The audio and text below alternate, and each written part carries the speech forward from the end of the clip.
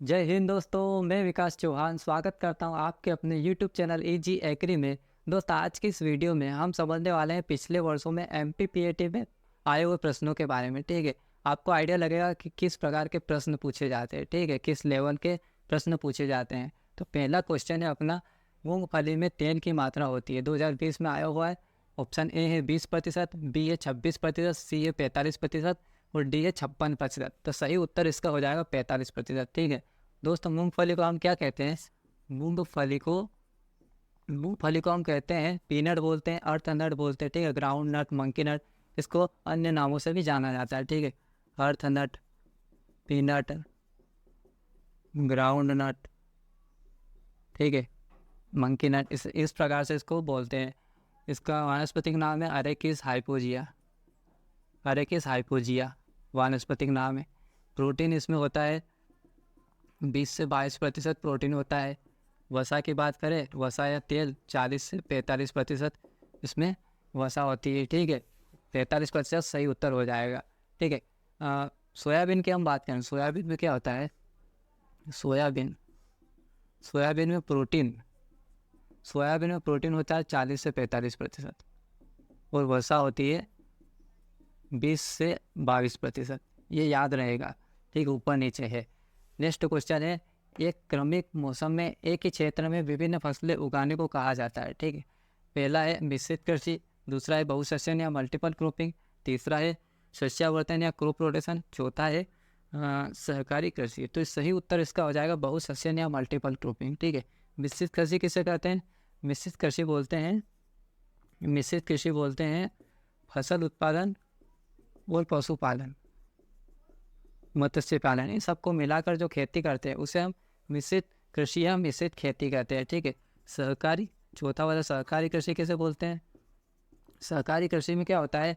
इसमें किसान संगठित होकर खेती करते हैं, सामूहिक रूप से खेती करते हैं, उसे सहकारी कृषि कहते हैं। ठीक है, सामूहिक रूप से, क्योंकि संसाधनों की कमी होती है, सामूहिक रूप से करते हैं। सस्यावर्तन या क्रॉप रोटेशन को बोलते हैं हम फसल चक्र। ठीक है, फसल चक्र बोलते हैं इसको। फसल चक्र में क्या करते हैं? फसल को अदल बदल कर उगाते हैं। ठीक है, एक ही क्षेत्र में फसल को अदल बदल कर उगाना फसल चक्र कहलाता है। ठीक है, इसमें भूमि की उर्वरा शक्ति नष्ट किए बिना फसलों को उगाया जाता है। और बहुसस्यन का यह सही उत्तर हो जाएगा बहुसस्यन। बहुसस्यन का मतलब होता है बहुसस्यन, इसमें होता है एक ही मौसम में दो या दो से अधिक फसल उगाना, उसे हम बहुसस्यन कहते हैं। दो या अधिक फसल को उगाना, सही उत्तर हो जाएगा ये वाला, बहुसस्यन या मल्टीपल क्रॉपिंग। तीसरा प्रश्न है, निम्न में से गेहूं में बीजों के अंकुरण हेतु अनुकूल तापमान होता है। ठीक, 2020 में आया हुआ है। निम्न में से गेहूं में बीजों के अंकुरण हेतु अनुकूल तापमान है। ऑप्शन ए है 10 से 15 डिग्री सेल्सियस, ऑप्शन बी है 15 से 20 डिग्री सेल्सियस, ऑप्शन सी है 20 से 25 डिग्री सेल्सियस, ऑप्शन डी है 25 से 30 डिग्री सेल्सियस। सही उत्तर हो जाएगा इसका 20 से 25 डिग्री सेल्सियस। ठीक है, इसका आप औसत एक लेकर चलिए। ठीक है, रबी की फसल जो होती है, रबी की फसल के लिए आप मान लीजिए 15 से 25 डिग्री सेल्सियस, खरीफ की फसल के लिए मान लीजिए 25 से 35 डिग्री सेल्सियस, और जायद के लिए मान लीजिए 33 से 45 डिग्री सेल्सियस। ये आपको एवरेज लिख रहा हूँ, आपको आइडिया लग जाएगा कि कहाँ पर अपनों को लगाना है। ठीक है, इसके आगे पीछे दे सकते हैं।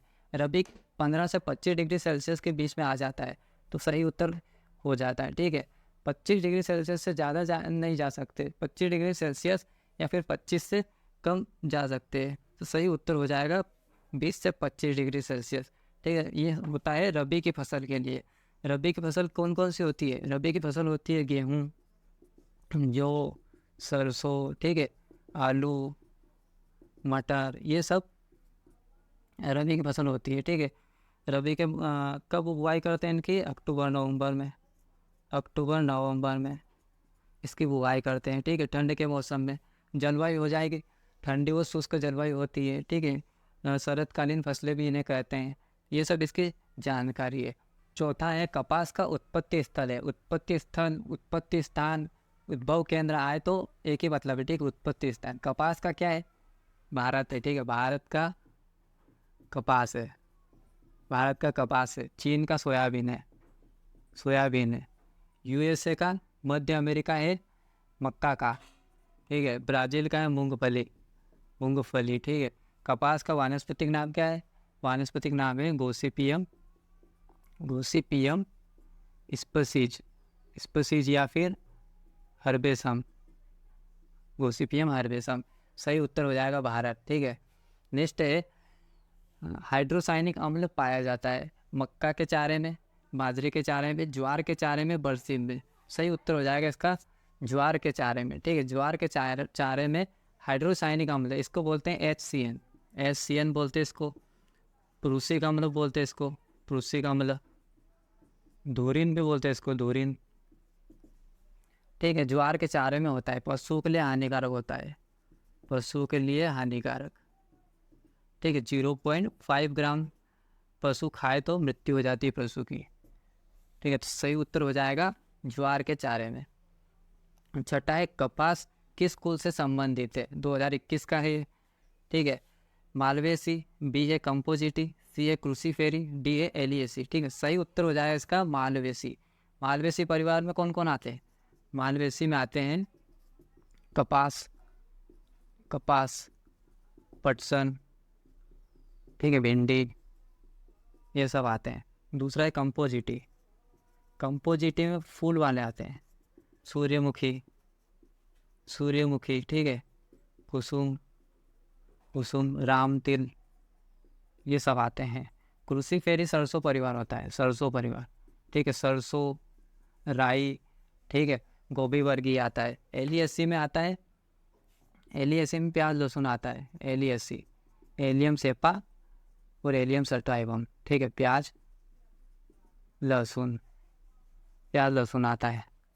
अगला है सातवां अरहर सामान्यतः जाना जाता है, 2021 का सवाल है, ठीक है। ए है ब्लैक ग्राम, बी है बंगाल ग्राम, सी है ग्रीन ग्राम, डी है रेड ग्राम, ठीक है। ग्रीन ग्राम और रेड ग्राम। सही उत्तर क्या हो जाएगा इसका? रेड ग्राम, ठीक है। ब्लैक ग्राम हम बोलते हैं उड़द को, बंगाल ग्राम बोलते हैं चना को, ग्रीन ग्राम बोलते हैं हम मूंग को, और रेड ग्राम बोलते हैं हम अरहर या तुअर को, ठीक है। उड़द का वानस्पतिक नाम क्या है? विग्ना मूंगो है। चना का वानस्पतिक नाम क्या है? साइसर एरिटिनम है। मूंग का वानस्पतिक नाम क्या है? विग्ना रेडिएटा है। तुअर या अरहर का वानस्पतिक नाम क्या है? केजेनस केजान है, ठीक है। केजेनस केजान। नेक्स्ट क्वेश्चन क्या है? 8वां, ऐसी कौन सी फसल है जिसे कम से कम 8 घंटे प्रकाश की आवश्यकता होती है, ठीक है। ए है गेहूँ, बी है धान, सी चना, डी जौ। सही उत्तर इसका हो जाएगा गेहूँ, ठीक है। दोस्त क्या होता है? एक होता है एचडीपी, ठीक है, अल्प प्रकाशकालीन पौधे। इसका मतलब होता है ये फसलें, इनके लिए कम से कम 8 से 10 घंटे प्रकाश की आवश्यकता होती है, उसे हम अल्प प्रकाशकालीन पौधे कहते हैं, अल्प प्रकाशकालीन, ठीक है। इनके लिए 8 से 10 घंटे प्रकाश की आवश्यकता होती है। इसके उदाहरण होते हैं सभी खरीफ की फसलें, ठीक है, सभी खरीफ की फसलें। इसका उत्तर हो जाएगा धान, खरीफ की फसल धान है, ठीक है। सही उत्तर धान है इसका। और एक होता है एलडीपी, एक होता है एलडीपी, ठीक है, लॉन्ग डे प्लांट। ये है शॉर्ट डे प्लांट, ये है लॉन्ग डे प्लांट। इसे बोलते हैं दीर्घ प्रकाशकालीन पौधे, ठीक है। इनके लिए कम से कम 11 घंटे प्रकाश की आवश्यकता होती है, उसे हम एलडीपी कहते हैं, ठीक है, दीर्घ प्रकाशकालीन, कम से कम 11 घंटे। इसके उदाहरण हो जाएंगे सभी रबी की फसलें, ठीक है। तो अभी क्या है? ये धान जो है ये है खरीफ की फसलें। एचडीपी में क्या होता है? 8 से 10 घंटे प्रकाश की आवश्यकता होती है, तो सही उत्तर हो जाएगा इसका धान, ठीक है। और आप ये भी लॉजिक लगा सकते हैं, गेहूँ, चना, जो ये सब रबी की फसल है और धान खरीफ की फसल है, तो इससे भी ये आंसर आ जाएगा, ठीक है। नेक्स्ट है फलों वाली फसल कौन सी है? खरबूज, खीरा, तरबूज, ये सभी, ठीक है। सही उत्तर क्या हो जाएगा? सही उत्तर हो जाएगा ये सभी, खरबूज, तरबूज और खीरा, ये फल वाली फसल है, ठीक है। लेकिन कच्ची अवस्था में तरबूज की सब्जी भी बनती है, ठीक है, सब्जियों में इनका उपयोग करते हैं, लेकिन ये वैज्ञानिक दृष्टि से क्या है? ये फल वाली फसल है, ठीक है, तरबूज की सब्जी भी बनती है।